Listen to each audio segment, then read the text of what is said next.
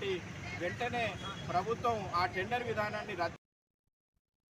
శ్రీకాకుళం జిల్లా వజ్రపు కొత్తూరు మండల కేంద్రంలో వైఎస్ఆర్ కాంగ్రెస్ పార్టీ ఆధ్వర్యంలో వెన్నుపోటుకు 2 ఏళ్ల నిరసన కార్యక్రమం నిర్వహించారు.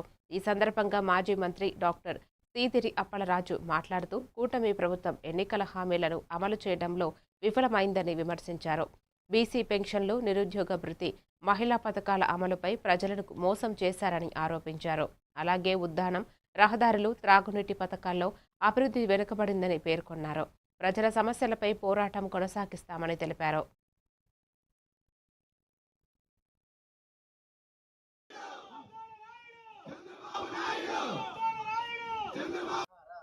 చంద్రబాబు గారి నేతృత్వంలో కూటమి ప్రభుత్వం గద్దెనెక్కి 2 ఏళ్లు పూర్తవుతున్న సందర్భంగా రాష్ట్ర వ్యాప్తంగా అన్ని మండలాల్లో వైఎస్ఆర్ కాంగ్రెస్ పార్టీ ఆధ్వర్యంలో నిర్వహించుతున్నటువంటి వెన్నుపోటుకు 2 ఏళ్లు అన్నటువంటి కార్యక్రమం.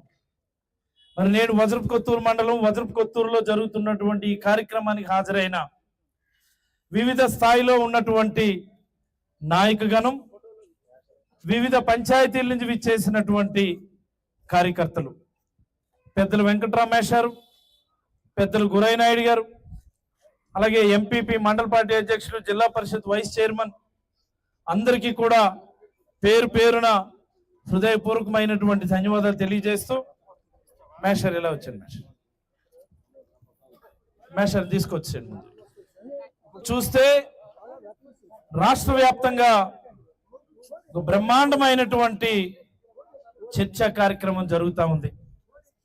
చంద్రబాబు గారు మైక్ పట్టుకుంటే చాలు, సూపర్ 6 అమలు చేస్తాం, సూపర్ 7 అమలు